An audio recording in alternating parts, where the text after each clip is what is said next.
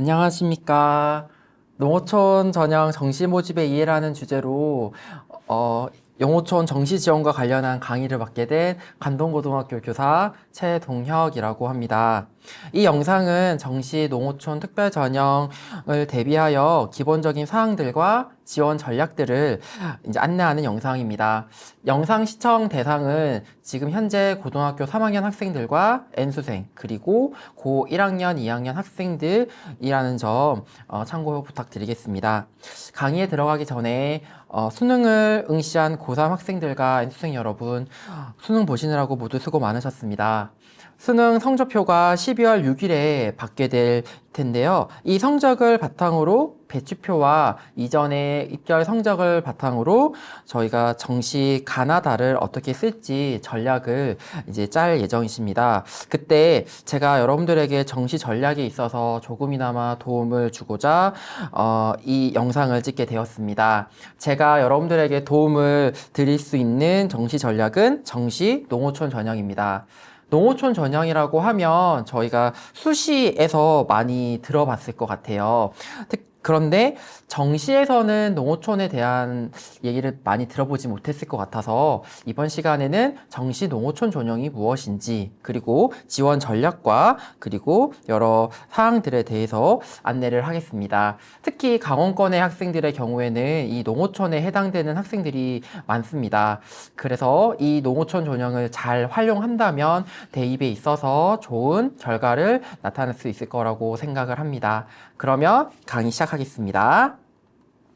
자, 목차는 이렇게 구성을 해보았습니다. 먼저 농어촌 정시 모집의 기본 사항과 사항을 파악을 하고 그리고 농어촌 전형 정시 모집의 지원 경향과 지원 전략을 나누어서 살펴보고자 합니다.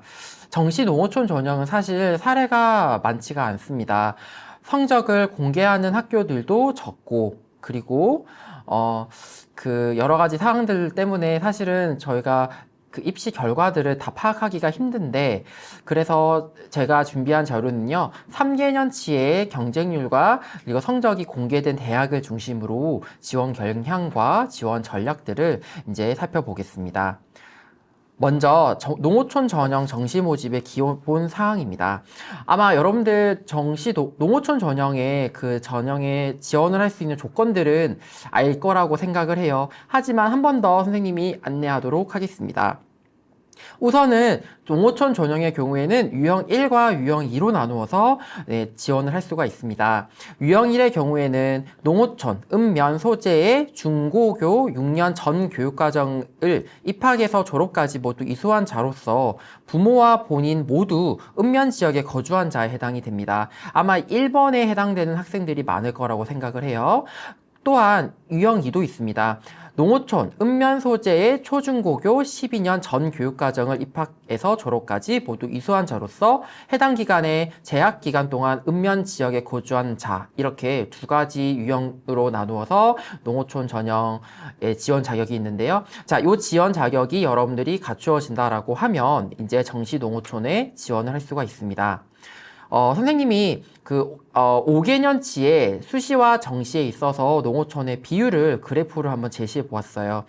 여기서 보면 올해 같은 경우에는 수시에서 81.1%, 정시에서 18.8% 이렇게 농어촌 전형으로 학생들을 선발을 하는데 작년에 비하면 농어촌 전형이 약 한 128명 정도 지금 증가하고 있는 모습을 확인을 할 수가 있어요. 그 부분에 대해서는 좀 이따가 자료를 통해서 확인해 보도록 하겠습니다. 작년에 농어촌 전형의 정시 모집 대학을 한번 선생님이 제시해 보고자 합니다. 작년에는 특별한 점이 서울대가 정시에서 학생들을 모집했다라는 점이라고 할 수가 있었어요. 그래서 이 점이 작년 정시 농어촌에서 좀 특별한 부분이었다라고 하는데요. 올해 같은 경우에는요, 좀 특별한 지점들이 이게 있습니다. 먼저 광운대가 기회균형 선발로 이제 농어촌과 여러 그 정원 외 학생들을 한꺼번에 모아서 이제 인원을 뽑는 그러한 전형의 모습을 확인할 수 있고요. 그 다음에 고려대 세종 캠퍼스가 이번에 정시 모집에 새롭게 추가가 되었습니다. 그리고 여기 보시면 보라색으로 저희가 글자로 체크해 놓은 데가 있는데요. 중앙대와 인천대 같은 경우에는 작년과 달리 모집 단위가 달라졌습니다. 그래서 이 지점들도 여러분들이 좀 체크해야 될 부분이라고 생각을 해요. 구체적으로 모집 시기에 따라 가지고 선생님이 한번 표로 제시해 보았습니다. 모집 시기 가, 나, 다에 나누어 가지고 이렇게 올해 모집 인원을 지금 지시를 해봤는데요. 앞에서 얘기했던 광운대와 고려대 세종 캠퍼스 이 부분이 조금 추가된 점과 그 다음에 인천대와 중앙대의 경우에는 모집 시기가 좀 달라졌다는 점을 확인할 수가 있습니다. 특히 여기서 눈여겨볼 지점이 저희가 원래는 정시 가나다를 다 쓰는데 정시 농어촌의 경우에는 정시 가와 정시 나 전형에서 많은 인원들을 뽑고 있습니다. 반면에 정시 다 같은 경우에는 가나에 비해서 뽑는 인원이 되게 적죠. 그래서 우리는 정시 가나의 전략을 잘 짤 필요가 있다는 점을 여기서 확인할 수가 있습니다. 이렇게 저희가 정시 농어촌에 지금 아이들을 뽑는 학생들을 뽑는 대학들을 살펴보았는데 이 중에서 이제 최저 기준이라고 하는 거를 적용하는 대학들이 있습니다. 그 대학이 바로 어디냐면 서울대와 서강대입니다.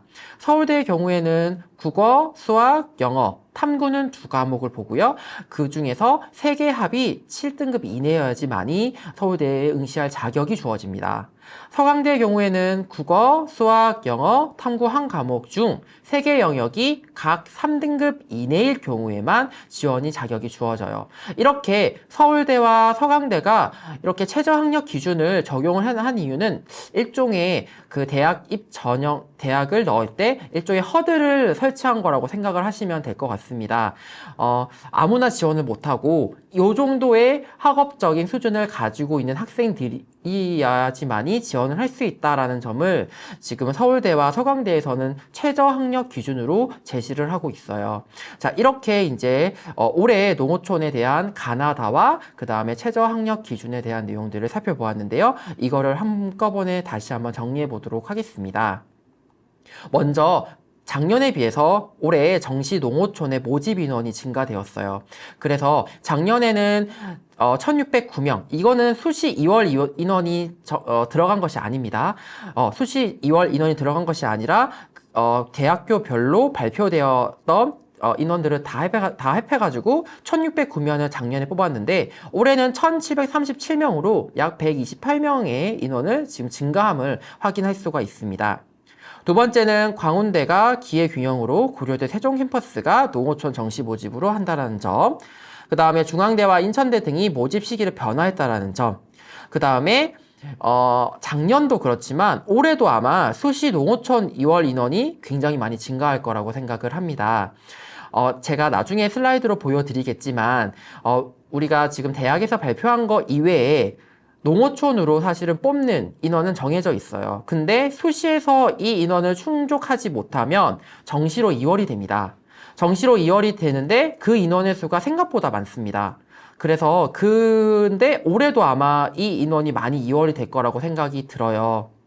그래서 이 부분은 지금 당장 확인을 할 수는 없고 정시 모집을 하는 시기 그 전날 혹은 전전날에 대학마다 인원들을 발표합니다. 그래서 각자 인원들을 좀 파악을 하고 체크하는 게 필요하다고 생각이 들고요. 자, 마지막으로는 상위권 N수생들이 지금 요즘에 많이 급속하게 증가하고 있죠. 특히나 의대와 같이 메디컬 계열에서 또 인원을 많이 뽑다 보니까 상위권 N수생들이 올해 수능에서 많이 응시를 했습니다. 그렇다 보니까 정시 농어촌에서도 그 학생들이 많이 지원을 할 수 있지 않을까라고 개인적으로 생각을 하는데요. 이 5가지가 올해 정시 농어촌의 특별한 변화사항과 특징이라고 이야기할 수가 있습니다. 그러면 다음으로 볼 거는 농어촌 전형의 정시 모집의 기본 경향을 한번 살펴보도록 하겠습니다. 앞에서 얘기했듯이 사실은 농어촌 전형의 사례가 많지가 않습니다. 공개하는 학교들은 상위권 대학에 한정되어 있고요. 그리고 우리가 알 수 있는 거는 그 상위권 대학의 성적들과 그 다음에 경쟁률 정도만 확인을 할 수가 있습니다. 그렇기 때문에 경쟁률과 그리고 이전의 입결 성적들을 살펴볼 필요가 있는데 정시 농어촌은 3개년치를 중심으로 해서 보시는 게 중요하다고 생각을 해요. 그래서 3개년치의 첫 번째 해당이 되는 2023년도의 입시 결과를 살펴보겠고요. 그 다음에 올해 정시 전략을 세울 때 작년의 기준으로 작년 사례를 서울대 기준으로 한번 내용을 살펴보도록 하겠습니다. 재작년이죠. 2023년의 정시 지원 현황입니다. 보시면 서울, 인천을 비롯해서 전국 단위로 모집을 했는데 앞에서 슬라이드를 보면 서울, 경기, 인천 이런 지역을 중심으로만 대학가에서 정시 농어촌을 뽑는데 여기 그래프를 보시면 경북도 있고요, 대구도 있고요, 부산도 있습니다. 그 이유는 바로 뭐냐면 정시 농어촌 2월 학생들 때문이에요. 자, 그래서 이거는 2023년도에 정시 농어촌 2월 학생들의 모습을 표로 제시한 것입니다. 파란 색깔로 칠해져 있는 것이 2월 학생들이에요. 보시면 생각보다 많은 학교에서 2월 된 거를 확인을 할 수가 있죠. 그래서 서울, 경기, 부산, 경북, 제주까지 총 2,396명. 엄청나게 많이 인원이 증가를 하고 있습니다. 그래서 2023년의 경우에는 모집 인원이 2월 인원이 워낙 많다 보니까 2,394명의 모집 인원을 뽑았고 이때 지원자는 9,200명 정도가 됐어요. 그래서 평균적으로 경쟁률은 3.86대 1로 지금 집계가 되었습니다. 이는 그 2022년보다 좀 경쟁률이 높아진 그런 모습들을 확인할 수가 있는데요. 이를 통해서 농어촌의 N수생들이 지금 증가하고 있다는 점을 확인을 할 수가 있습니다. 이 점은 작년도 비슷합니다. 그렇기 때문에 올해도 N수생들이 많이 농어촌 전형으로 지원을 하지 않을까라고 생각을 합니다. 2023년에 그 경쟁률을 구간별로 보면 3점대 미만의 학교들, 그 다음에 3점대부터 6점대, 6점대 이상대의 경쟁률을 가지고 있는 그런 대학들을 선생님이 한번 제시해 보았습니다. 이렇게 23년도는 되어 있고요. 이때 경쟁률 상위 대학을, 상위 학과를 보면요. 계명대, 홍익대 순으로 되어 있습니다. 재밌는 게 정시 모집군에서 다군이 경쟁률이 높죠. 그 이유는 가나는 인원을 많이 뽑았지만 다군 같은 경우에는 인원을 많이 뽑지 않기 때문에 상위권 학생들 그리고 중상위권 학생들이 특정 대학에 편중돼서 지원하는 경향이 있어요. 그러다 보니까 가나에 비해서 다군이 경쟁률이 높게 나오는 게 특징이라고 얘기할 수가 있습니다. 자, 그리고 이제 그 23년도에 서울권의 현황을 보시면요. 이렇게 나와 있습니다. 여기 보시면 경쟁률이 2점대에서 4점대로 구성되어 있는데 특이한 점이 홍익대가 12.67로 경쟁률이 가장 높죠. 그 이유는 홍익대가 정시 다군의 인원을 많이 뽑기 때문이에요. 그래서 이때 학생들이 많이 지원을 했습니다. 그래서 경쟁률이 이렇게 높은 거라고 얘기할 수 있겠는데요. 자, 이거는 22년도와 23년도를 비교한 거를 보면 경쟁률이 소폭 증가한 걸 확인할 수가 있죠. 여기에 이제 다음에 볼 24년도는 요거보다 경쟁률이 조금 더 높아지고 있는 모습을 확인할 수가 있을 거예요. 자, 그러면 몇몇 대학의 사례를 중심으로 해서 한 번 더 살펴보도록 하겠습니다. 먼저 서강대입니다. 서강대 같은 경우에는 23년도에 유일하게 최저학력 기준이 적용되는 대학이었습니다. 그래서 국어, 수학, 영어, 탐구 하나 중에서 3개 영역 중에 각 3등급 이내에 최저학력 기준이 있는 대학이 바로 서강대였습니다. 농어촌의 결과를 보면 23년도에 경쟁률이 인문의 경우에는 4.59대 1, 자연은 4.89대 1이었는데 최종 등록자의 70% 100분위를 보면 88.83, 91.17에 해당이 됩니다. 평균적으로 보면 2등급 후반부터 3등급 초반까지의 우리가 합격 라인을 확인할 수가 있습니다. 이는 23년도 말고도요, 22년도도 약간 이런 경향을 확인을 할 수가 있습니다. 자, 그 다음에 숭실대 같은 경우에는요, 정시 가나다에서 다 같이 모집하는 대학입니다. 이 대학의 경우에는 사실은 학과별로 1명 내지는 2명 정도만 모집을 하기 때문에 이게 성적이 나오지는 않습니다. 잘 공개를 하지 않아요. 하지만 경쟁률을 봤을 경우에 우리가 확인할 수 있는 게 뭐냐면 21년과 22년에는 3점대의 경쟁률을 보고 있지만 23년도에는 6점대, 9점대의 경쟁률을 우리가 확인을 할 수가 있습니다. 이 점은 지금 지원자가 계속 늘어나고 있어서 경쟁률이 올라가고 있다는 점을 확인할 수 있는 지점입니다. 다음으로 볼 슬라이드는요, 이제 직업국가 교대의 22년도와 23년도의 결과입니다. 제가 왜 이 자료를 가져오게 되었냐면요.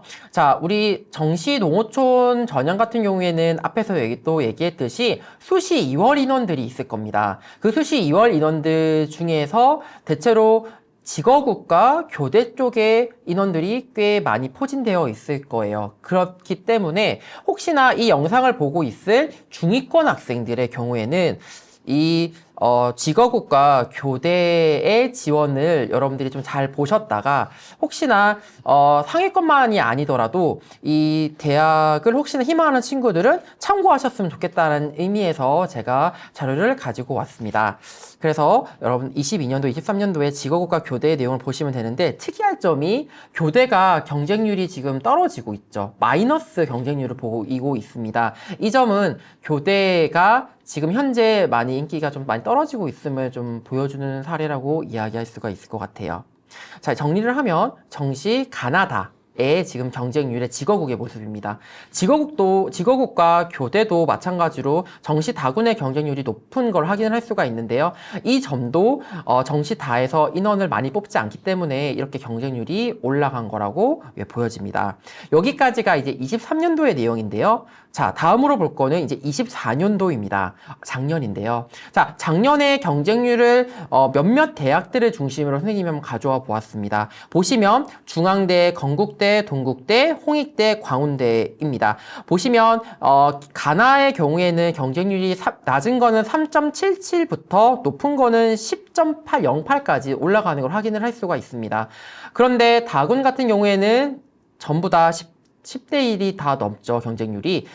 그래서 여러분들이 이 점, 경쟁률의 그런 변화 추이가 23년도와 24년도가 비슷하게 다군이 높고, 그 다음에 나군 같은 경우에는 3점대에서 5점대의 이 경쟁률이 지금 보이고 있음을 제가 보여주는 표라고 얘기할 수가 있습니다.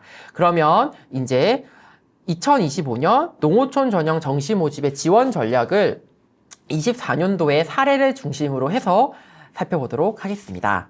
자, 이 지원 전략을 볼 때는요, 몇 가지 요소들을 여러분들이 고민하셔야 됩니다.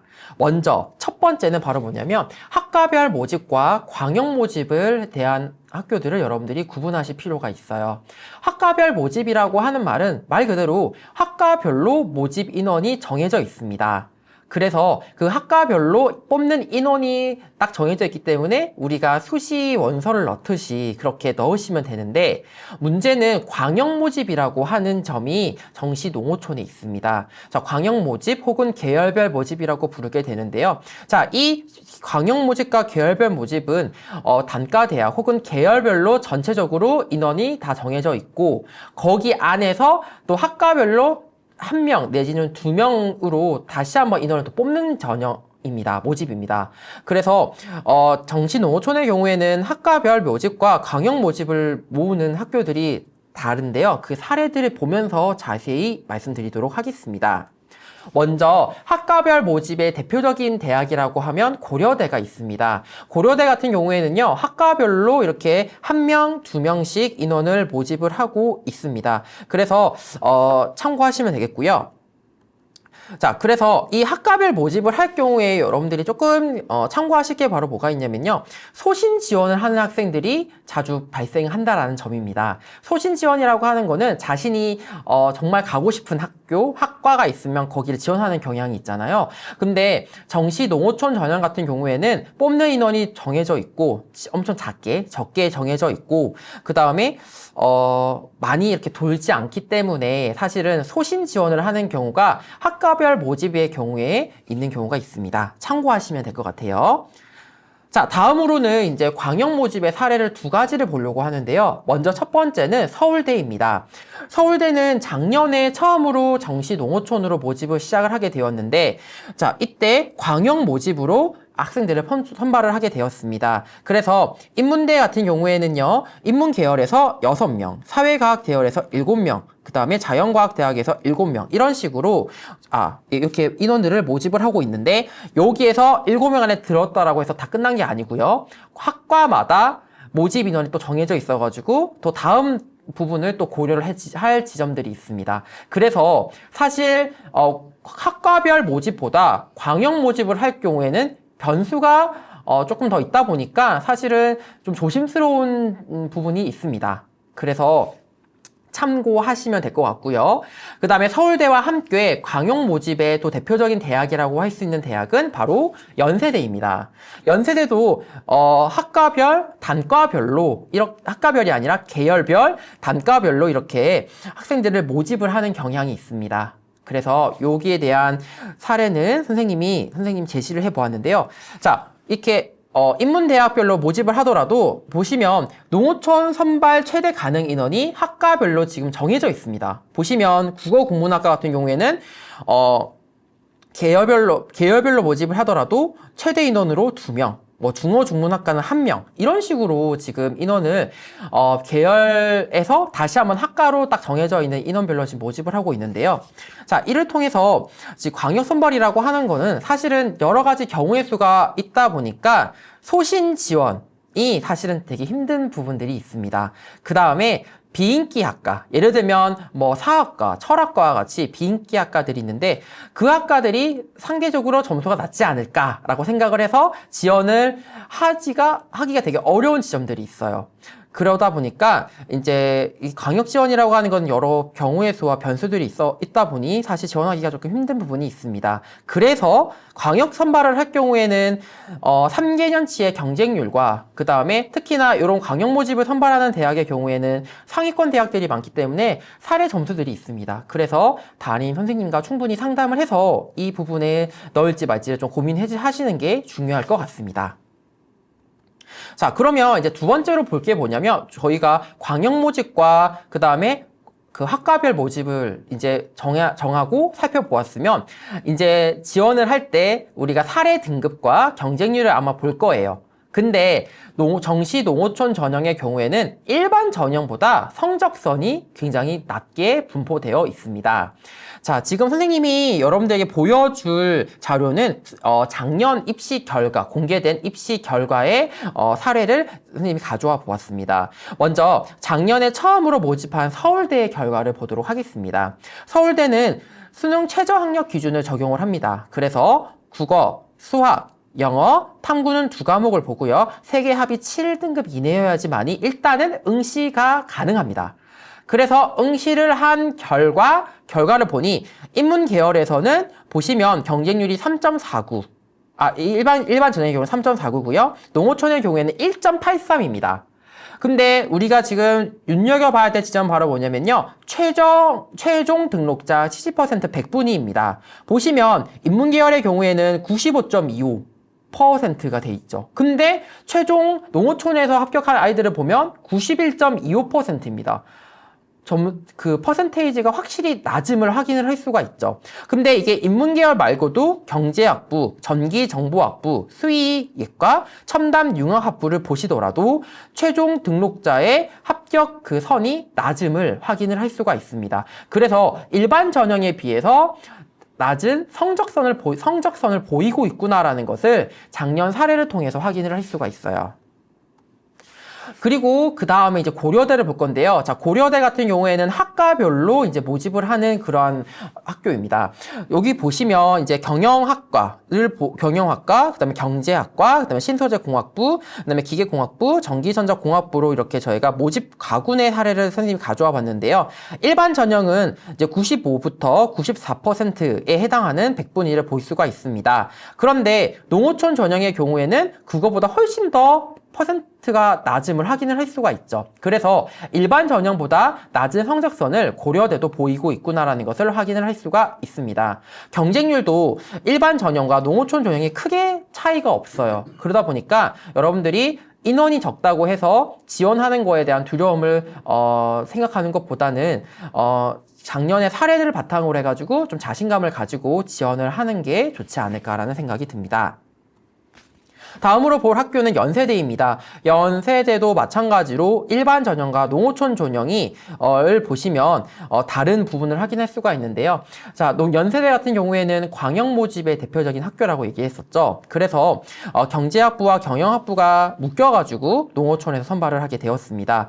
근데 경쟁률과 그 다음에 최종 등록자의 70%의 100분위를 보더라도 경쟁률은 비슷하거나 낮은 결과가 나오지만 근데 최종 등록자의 70% 100분위는 좀 더 낮음을 확인할 수가 있죠. 이를 통해서 일반 전형보다 낮은 합격선을 가지고 있음을 확인을 할 수가 있습니다. 다음으로 볼 거는 서강대인데요. 서강대도 광역 모집으로 선발하는 대표적인 학교입니다. 서강대 같은 경우에는 최저 학력 기준이 적용이 되는 학교여서 선생님이 모집 단위의 나군을 선생님이 제시해 보았는데요. 자, 일반 전형의 경우에는 여기 보시면 경쟁률이 4부터 높은 거는 11대 1까지 올라가는 걸 확인을 할 수가 있습니다. 근데 농어촌의 경우에는요, 3.97대 1로 이제 집계가 되고, 최종 등록자의 70% 100분위를 보더라도 일반 전형의 전체적인 평균보다도 낮음을 확인을 할 수가 있습니다. 자, 지금 본 거는 인문 계열의 대학이고요. 다음으로 볼 거는 자연 계열의 대학의 모습입니다. 서강대의 자연 계열의 대학을 보더라도 확연히 경쟁률은 낮고 그 다음에 최종 등록자의 70% 100분위도 낮음을 확인을 할 수가 있어요. 자, 경희대도 마찬가지입니다. 경희대는 학과별로 뽑는 학교인데요. 경희대도 경쟁률과 그 다음에 최종 등록자의 70% 100분위를 보게 되면 앞에 있는 대학들과 유사한 점을 볼 수가 있어요. 예, 요거는 이제 이과 계열, 자연 계열의 결과입니다. 건국대도 마찬가지입니다. 그래서 선생님이 지금 건국대, 세종대까지 선생님이 학교를 가져왔는데 이 대학들은 서울의 상위 대학이라고 얘기할 수 있는 학교들이에요. 근데 서울의 상위 대학의 학교들의 공통적인 특징은 바로 뭐냐면 최종 등록자의 70% 100분위가 일반 전형에 비해서 낮습니다. 그래서 여러분들 농어촌 전형이 해당이 되는 여러분들에게 굉장히 유리한 전형이 정시 농어촌 전형이라고 이야기할 수가 있습니다. 그러니까 여러분들이 참고하시면 되겠습니다. 재밌는 거는 일반 전형과 그리고 농어촌 전형에서 선호하는 학과의 순위가 다릅니다. 그래서 이 농어촌 전형 같은 경우에는 아마도 심리적인 요인이 작용을 한 것 같아요. 자기가 소신 지원을 하는 학생들도 있겠지만 그렇지만 좀 인원이 많거나 모집 인원이 많거나 아니면 경쟁률 등을 고려해가지고 지원하는 경우가 있다 보니까 일반 전형에 비해서 학과의 선호도가 좀 다르다라는 점도 농어촌 전형의 정시 농어촌 전형의 특별한 부분이라고 이야기할 수가 있습니다. 모집 인원에 따라서도 사실은 합격선이 좀 달라지는 경우가 있습니다. 예를 가지고 온 게 뭐냐면 중앙대에 공공인재학부라는 학과가 있어요. 정시 가군에서 모집을 하게 되는 건데 자, 이 학교 같은 경우에는 보시면 환산점을 계산하면 736.21과 합격을 한 게 694.35입니다. 자, 보시면 지금 점수가 굉장히 높죠. 그리고 동국대 같은 경우에는 708.84 이렇게 되어 있는데요. 자, 중앙대의 경우에는 4명을 이 당시에 모집을 했고요. 동국대는 2명을 모집을 하게 되었습니다. 그래서 인원을 많이 모집을 하기 때문에 여기에 학생들이 많이 지원을 한 것 같아요. 그래서 점수대가 4명 모집을 했는데 그 한산 점수가 되게 높게 나오게 되고요. 근데 동국대 같은 경우에는 2명 모집을 하다 보니까 친구들이 이제 지원하는 게 좀 망설여졌던 것 같아요. 그래서 보니까 합격 결과를 보면 이렇게 점수의 모집 인원이 적든 많든 사실은 이게 케이스 바이 케이스이긴 한데 적더라도 우리가 합격선이 낮아질 수가 있다라는 점 여러분들이 좀 인지하셨으면 좋겠습니다. 그리고 사실은 이 정시 농어촌은 사례가 상위권 대학의 경우에는 사례를 공개를 하는데 상위권 대학이 아닌 학교 특히나 인원을 또 많이 뽑지 않는 대학의 경우에는 사례를 공유하지 않아요. 그러다 보니까 우리가 과거의 사례를 확인할 수 있는 거는 경쟁률밖에 없습니다. 경쟁률을 보실 때는 여러분들이 3개년치의 경쟁률을 보실 필요가 있는데요. 지금 선생님이 인천대, 동국대, 경희대, 동덕여대, 삼육대의 사례를 가지고 왔습니다. 보시면 22년도에 동국 인천대를 보시면 미디어 커뮤니케이션과인데요. 2022년에 3대 1이었고 2023년에 15대 1, 그리고 작년에는 5대 1입니다.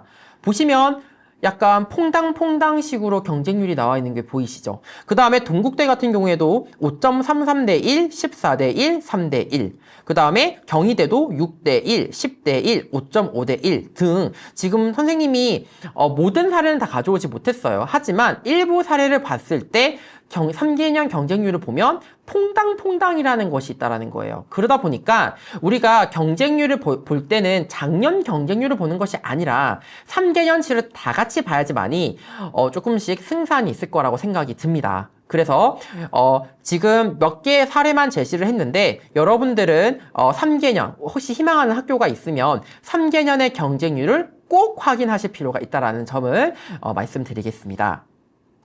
그러면 이제 경쟁률을 봐야 되는데 사실 경쟁률이라고 하는 거는요, 우리가 이제 원서를 넣고 시간대별로 그 경쟁률을 공개를 하게 됩니다. 근데 원서 접수 공개 시간이 있는데요. 딱 정해져 있거든요. 근데 그 이후에 공개가 안 되는 시간이 있어요. 그러다 보니까 예를 들어 가지고 이제 인천대 미디어 커뮤니케이션 학과 같은 경우에는 계속 한 명씩만 넣다가 이제 공개가 안 되는 시기가 되자 학생들이 이제 동요가 일어났던 것 같아요. 그러다 보니까 갑자기 마지막 최종적으로 보면 한 명 뽑는데 15명이 지원을 하게 되는 15대 1이 되는 그런 경우가 있었습니다. 자, 그리고 반면에 여기 보시면 고려대 경영학과 같은 경우에는 이제 계속 쭉 올라가다가 저희가 1월 2일 날 11시에 18명이 지원했다라는 걸 보고 그 다음에 더 많은 학생들이 많이 지원하지 못했던 것 같아요. 그러다 보니까 최종 경쟁률은 3.4대 1 이렇게 나왔습니다. 이거를 보면 여러분들이 경쟁률 공개 시간을 고려해야 되지만 혹시나 그 깜깜이 시간이 있거든요. 그때 경쟁률이 확 오를 수 있기 때문에 그 점도 여러분들이 좀 고려해야 될 지점이라고 생각이 듭니다. 자, 그래서 선생님이 앞에서 얘기했던 거를 한 번 더 정리해 보도록 하겠습니다. 먼저 여러분들 수시 이번에 정시 농어촌을 넣을 때는요, 제일 여러분들이 먼저 해야 될 지점은 바로 뭐냐면 수시 2월 농어촌 인원 파악이 매우 중요합니다. 왜냐면 어떤 학과가 또 추가적으로 또 모집을 할지 모르는 상황이기 때문이죠. 그래서 정시 지원을 하기 전에 꼭 각 대학별로 그 입학처 홈페이지에 들어가서 정시 농어촌 2월 인원을 꼭 한번 확인하실 필요가 있겠습니다. 그리고 이제 학과별 모집과 강형 모집을 하는 학교를 여러분들이 꼭 구분을 하실 필요가 있고요.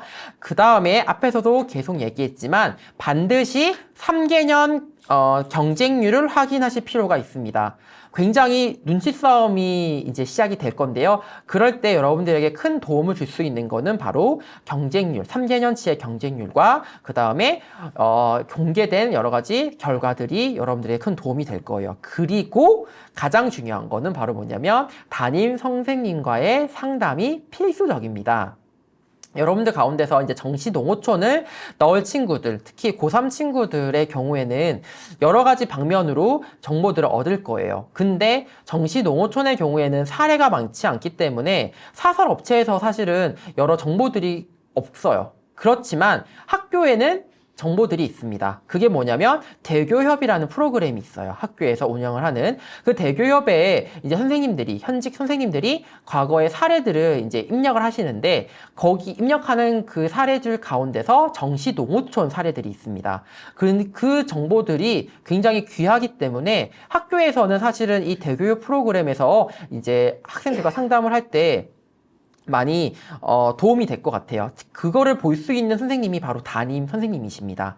그렇기 때문에 정시 농어촌을 희망하는 친구들의 경우에는 담임 선생님과 대교육 프로그램을 보고 그리고 3개년 경쟁률과 그리고 입잘 성적들을 여러 가지들을 고려한 다음에 정시에 지원하시는 게 바람직하다라고 생각을 해요.